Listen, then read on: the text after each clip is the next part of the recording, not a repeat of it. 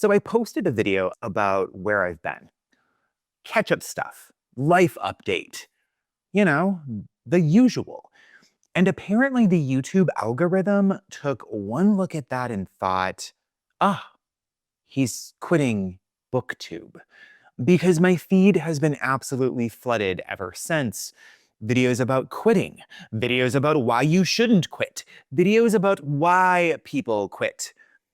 Advice, counter-advice, response videos to the response videos about the response videos.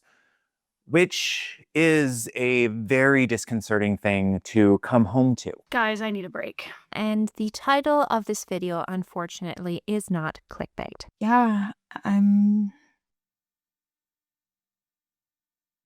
just done.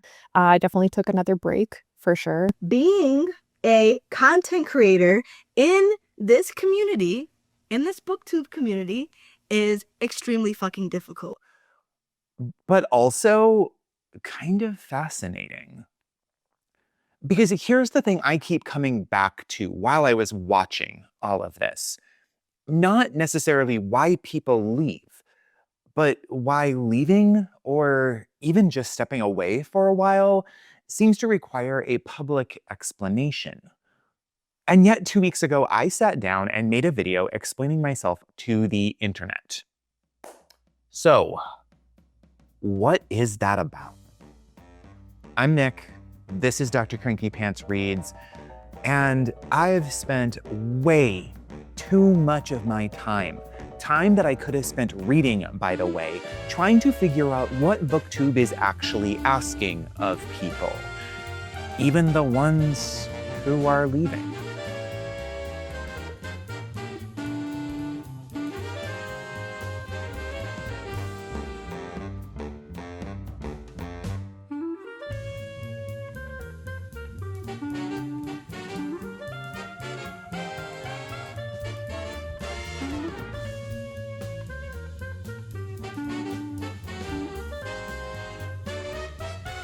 So back in October, Shellyish posted a video. She'd been on BookTube for years, watched a lot of people come and go, and she wanted to talk about why. And she came up with 3 categories: evolution, the algorithm, and BookTube itself, which is clean, organized, and generally makes sense. And then other people responded, and then people responded to those people, and the explanations were all pretty consistent. People burn out, life gets in the way, they chase the algorithm instead of enjoying it. Can you enjoy the algorithm? And they don't evolve. And honestly, not wrong. I probably spend 10 to 20 hours a week on BookTube. I can't make that once a week upload anymore. General burnout, lack of consistency would be the big one. Now, if you've spent any time on BookTube, making videos or just watching them, none of that is surprising. So when people say, keep it fun, don't chase numbers, manage your expectations, that's not bad advice. It just doesn't explain everything we've been seeing. But here's where it gets interesting, because the advice, evolve, be patient, keep it fun, don't chase the algorithm, all of that assumes something. It assumes that the platform is neutral. And it isn't. Because once you move from I like reading to I make videos about reading, you're not just sharing anymore. You're participating in a system, and a system that tracks everything. A system that has some very strong opinions. And here's the part that nobody in these videos quite says out loud. You can decide to not care about numbers. But the platform? The platform has not made the same decision. Despite my determination to ignore my numbers, YouTube likes to shove them in your face. So now you're not just reading. You're reading, producing, filming, editing, uploading, and being evaluated constantly, whether you asked for that or not. There's actually a whole body of research on this. Researchers who study content creators and call it platform labor. And the basic idea is that you're not just making things, you're constantly trying to make them visible under conditions that you can't control, using rules you can't fully see. And that combination, the work plus the constant evaluation, does something to people over time. YouTube itself went out of its way to email me about how shitty I was doing.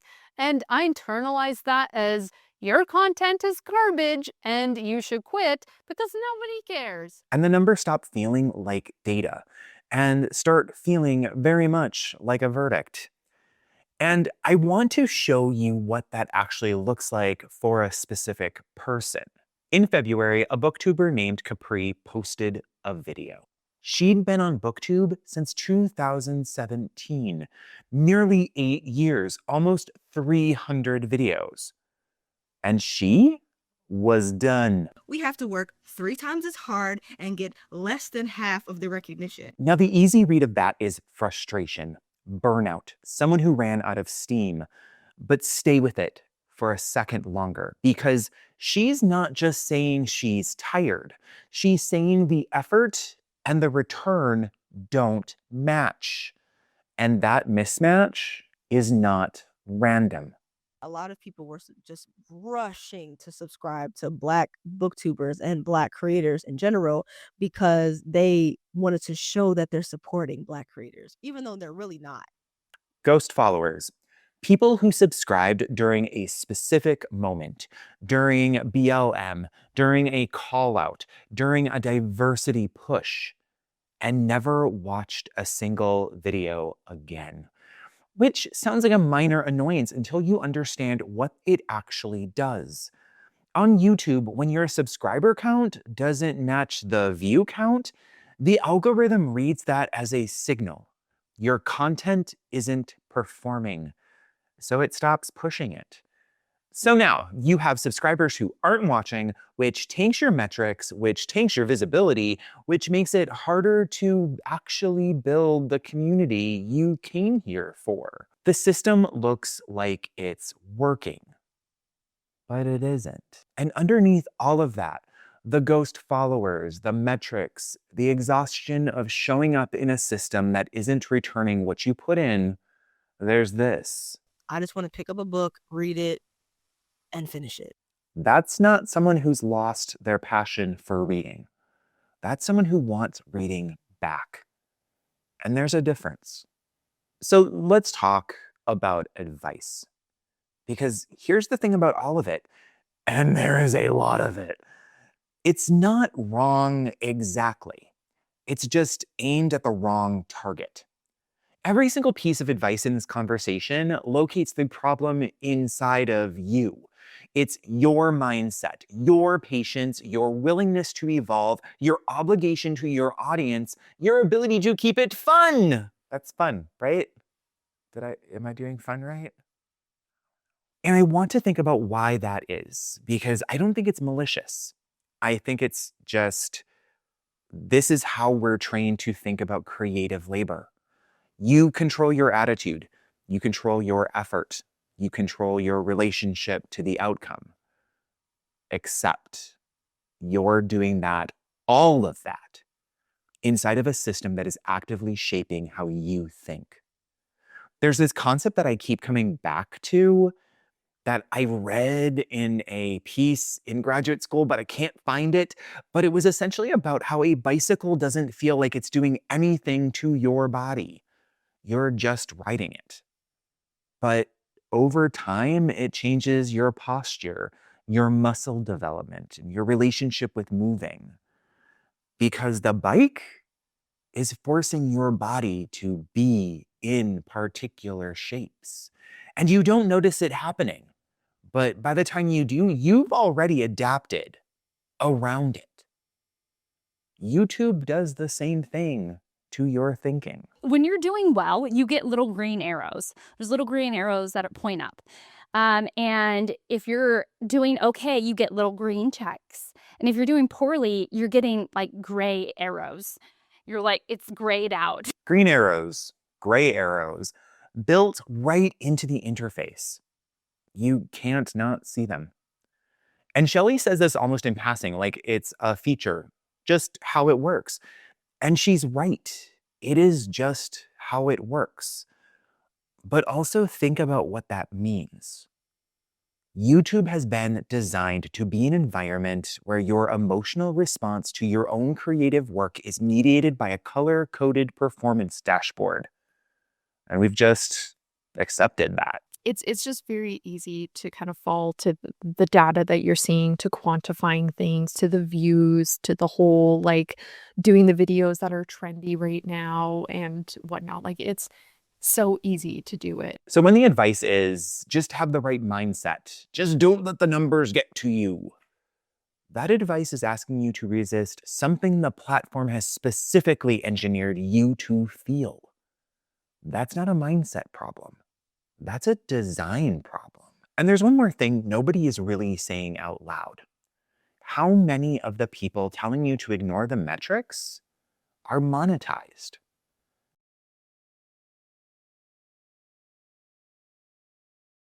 Because once the platform is giving you something back, even a little, $12 a month, your relationship to those numbers changes. They're not just psychological anymore. They're connected to something real. YouTube has an earnings tab. It's right there every time you log in, showing exactly how much you've made, or exactly how close you are to making anything at all, or exactly how close you are to making more. Exactly how your performance this month compares to last month. So when somebody who has already crossed that threshold tells you to keep it fun and stop worrying about the money, again, they're not wrong, but they're also not standing where you're standing. And it compounds. Because patience, just give it time, be consistent, don't dip out. Patience assumes that time is neutral. That if you keep showing up, the system will eventually meet you. Don't dip out. Don't dip out until you're 100% sure that you are toxic, that you've done it long enough, and the reason you don't have that community is because nobody likes you. So I want to sit with that for just a second longer. Don't leave until you're sure nobody likes you. That is the bar. That is the patience argument at its logical endpoint. Stay until the evidence of your own worthlessness is conclusive. And I don't think that's what anyone intends when they say be patient. I genuinely don't. But when you follow the logic all the way down, that's where it goes. And then there's evolution. We are not Pokemon. What are we evolving into? What exactly do we mean when we say evolve? Because I think it's worth actually looking at what Shelley is describing, because she's really specific about it. It's actually the learning to evolve, to back away a little bit, to take a tiny bit off your plate, to reset your reading life, essentially. So scale back the readathons, loosen up the schedule, stop making TBR videos if they're stressing you out. That's good advice. But I want to name what that actually is, because it's not evolution. That's setting boundaries, which is a completely different thing. Evolution implies movement forward, growth, becoming more capable or more adapted over time. But what she's describing is actually contraction, scaling back, protecting your energy by doing less, which is healthy and worth doing. But if the solution to BookTube burnout is to do less BookTube, that's not really the argument for staying that you think it is. That's an argument for finding a sustainable level of participation, which might look a lot like leaving, just more slowly. And here's what the boundary setting advice doesn't touch at all: the platform's demands. Because you can scale back your readathon commitments all you want. That does nothing about the fact that a video filmed on a webcam today reads very differently from a video filmed on a webcam in 2010. Same setup, completely different reception. Some creators are building under 2 days standards, and some were grandfathered in under yesterday's. What Shelley calls evolution and what everyone else echoes when they repeat that word conflates two completely different things. One kind of evolution is free. It just requires letting go of overcommitment, saying no to buddy reads, loosening your grip on the schedule. The other kind costs something.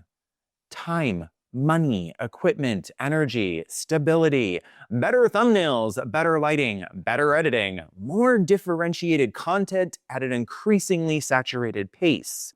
That is not boundary setting. That's escalation. And not everyone has equal access to escalation. And not everyone started under the same conditions. If you started BookTube in 2010, you didn't just have less competition. You were building your audience before the aesthetic baseline shifted, before the field got crowded, before keeping it fun required also keeping it polished. Your subscriber count stopped being just growth a long time ago. It became infrastructure. And you cannot replicate infrastructure by setting better boundaries. And then there's 2019 and 2020. Because if you started a channel during the pandemic or got your foothold during those years, you had something no amount of consistency or evolution can manufacture. A captive audience with nowhere else to go. People who were isolated and scared and desperately hungry for community and content. That's not skill. That's timing. That's chaos theory. Sometimes what you need is completely outside of your control. And sometimes the advice that worked for someone else worked because the world handed them conditions that will never exist again. So when the advice is just evolve, I think it's worth asking, which kind of evolution are we talking about? Because those are not the same thing. And not everyone has equal access to both. Then there's the obligation argument. The only people you're punishing are those that are actually enjoying your work. That's it. And again, I want to be careful here because I think that this does come from a genuine place. Community is real. The connections are real. And when someone disappears, it can feel like a loss. But what this argument is actually describing, when you follow it all the way down, is codependency. Not malice, not manipulation, just two parties reinforcing each other's worst patterns without either one meaning to. BookTube sometimes tells you that you owe your audience. Your audience tells you they need you. And neither party is wrong exactly. But the dynamic that creates is not healthy community. And here's the part that should make you uncomfortable. The platform benefits from that codependency. Codependent relationships keep people engaged, keep people posting, keep people watching, which means the guilt you feel about leaving isn't just a community norm. It's also good for YouTube's numbers. Connection is real. Obligation is not the same thing as connection. And finally, keep it fun. Don't make it a job, In the end, don't make it a job because that will kill you every single time. I love this in theory, but the platform has already made that decision for you. YouTube tracks your performance, whether you care about it or not. It surfaces your numbers, it sends you emails, it built the green arrows and the gray arrows directly into your dashboard. So even if you decide that this is just for fun, the system is treating it like work. And here's what runs through all of it: mindset, patience, evolution, obligation, fun. Every single one of these moves the problem further inside you, further away from the platform, further away from the conditions, further away from the question of who this advice actually works for, and closer to, if this isn't working, that's on you. But what I keep coming back to is this. You can decide to have the right mindset. You can decide to be patient. You can decide to evolve, to stay, to keep it fun. But you are making all of those decisions inside a system that was designed deliberately, structurally, to make you feel like you're failing. And that system does not treat everyone the same. So let's zoom out. Because what I've been describing, the uneven returns, the escalating expectations, the advice that works for some people and not others, that's not random. That's a system. And the system has some very specific opinions about who gets seen. The first one is timing, and we've already talked about this, but I want to add one more layer. The system has opinions on aesthetics. And I want to be upfront about something here because aesthetics are not my strong suit. Obviously. I mean, my grandmother Josie, rest her soul, used to say that I had best get a personality because, by golly, I was never going to be a looker.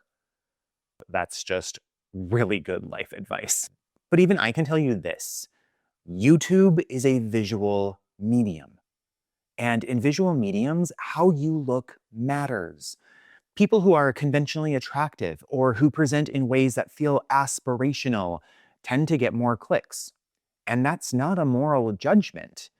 That's just how attention works. And there's another layer to this I don't think we name very often. There are certain ways of presenting yourself that just translate well on camera. Certain aesthetics, certain identities.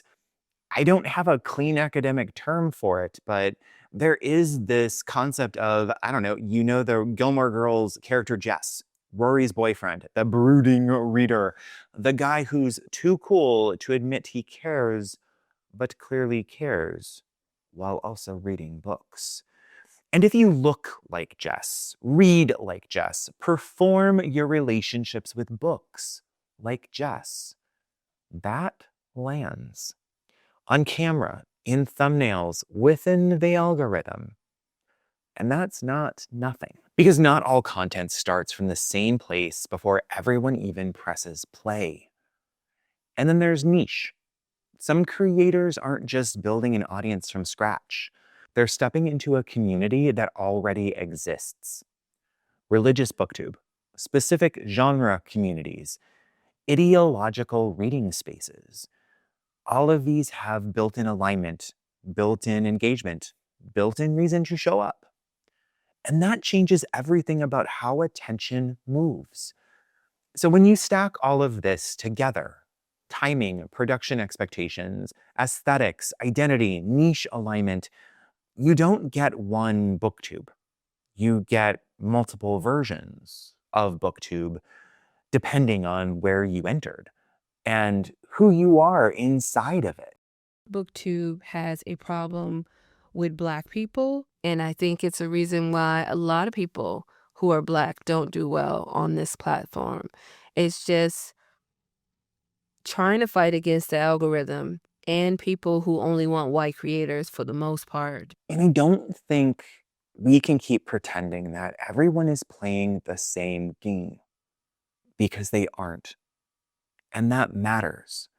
Because all of the advice we talked about earlier, the patience, the mindset, the evolution, it only holds if the game is fair. And for a lot of people, it isn't. So back to the original question. Why does leaving BookTube require a public explanation? Nobody asked Anne to make a video. Nobody subpoenaed Tori. Nobody was showing up at Capri's door. And yet, I am going to be taking a indefinite hiatus from BookTube. I want to talk a little bit about the break that I am planning on taking from YouTube. I do plan to step away, not leave, I don't think. Contemplated deleting the whole BookTube channel. there's a whole genre here. And genres don't appear by accident. They appear because something needs to be worked out. Publicly. Repeatedly. It's interesting when BookTube talks to itself. So what is it that BookTube is working out? Based upon my preliminary research and a very small sample size, yes, there is a spreadsheet. I think it's this. BookTube creates real connection, real community, real relationships. And with that comes a kind of accountability. Not a legal one, not an explicit one, but a felt one. When you've been showing up in someone's video feed for 2 years, 3 years, 5 years, you become part of their routine, their week, their commute. And when you disappear, they notice. So the quit video isn't really about explaining yourself to the internet. It's about honoring that relationship, which is actually kind of beautiful. But also, and here's where it gets complicated, because that same felt accountability, that sense of obligation to explain, to justify, to reassure, is also part of what makes leaving so hard. It's not just that people are tired. It's that leaving feels like a betrayal. Even when it isn't.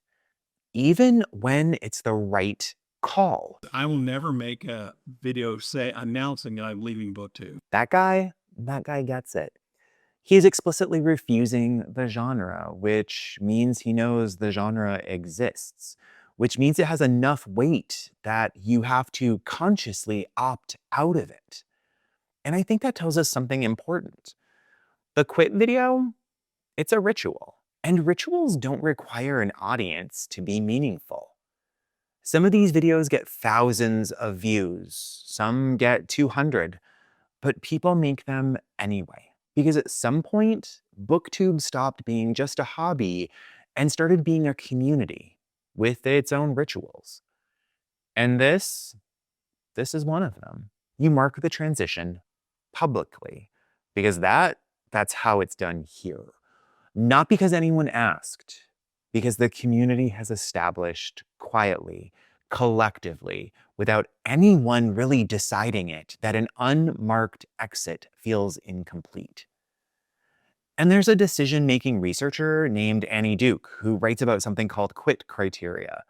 And the idea is simple. Before you start something, you decide in advance, under what conditions would I stop? Not as a failure condition, as a boundary. What needs to be true in order for this to still be worth it? And what needs to stop being true for me to walk away? And I think that's what we're seeing across all of these videos. The quit videos, the don't quit videos, the I almost quit videos, is people trying to answer that question. Sometimes out loud, sometimes for the first time. But quitting is not failure. Quitting is information. It's a decision made rationally, under real conditions. And the fact that it requires a public ritual says less about the people who are leaving and more about what BookTube asks of you, even on your way out the door. Editing Nick here. I need to add a little bit of context because Locked Booktition is responding to and thinking about Capri's quit video, leaving YouTube. Her video of saying she's leaving BookTube has more views than any other video that she has done, I would say, in the last year. More than the last year? Years? The leaving video. More views than anything else she made. In years. We showed up for the exit. And I don't think that's malicious. I think that's human. But I also think it tells us something about what this community actually rewards and what it doesn't. So I want to end with Mark. Mark runs a channel called Book Time with Elvis. He's been on BookTube for 5 years. And back in October, he made a video responding to Shellyish.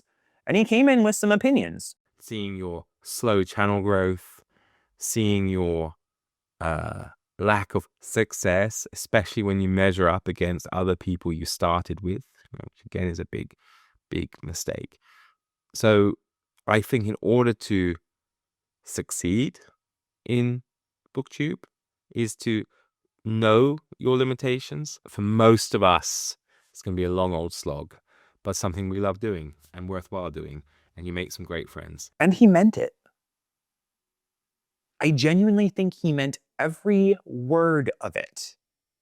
And then a few months later, literally as I'm preparing research for this video, he made this one. It's an awful thing to say in some degree, fallen out of love with it. I think I kind of hoped I'd reached 3,000 by now, and I think that's been a bit demotivating, if I'm being honest. There it is. The metrics he told everyone to ignore got to him too. And this is not because he's a hypocrite, but because he's human. Because he lost a friend this year, someone he used to message when he found something funny, someone he'd reach for automatically and then catch himself. Because his interest rates went up and he has to work more. Because he let his 5-year anniversary pass without marking it. Because sometimes life stacks up in ways that have nothing to do with passion or patience or mindset or evolution. And the thing you loved, the thing you genuinely loved, becomes the thing you can't quite get back to. I feel like I'm kind of letting you guys down by stepping away for a while. He still feels like he owes someone an explanation. Even now. That's BookTube. That's what it asks of you. Even on the way out. I'm really tired, you guys. I just want to read my books in peace and not feel this pressure anymore. You're making friends with people who share your passion of reading. BookTube is a great community, and I've talked about on my channel just how much I love being part of this community. Some people find something here that's worth all of it. And some people, after months, after years, after everything they gave, decide it isn't anymore. And some people are somewhere in between, still figuring it out, still showing up, still not quite ready to close the tab. I appreciate you. I hope life is good. I'll see you in the next one.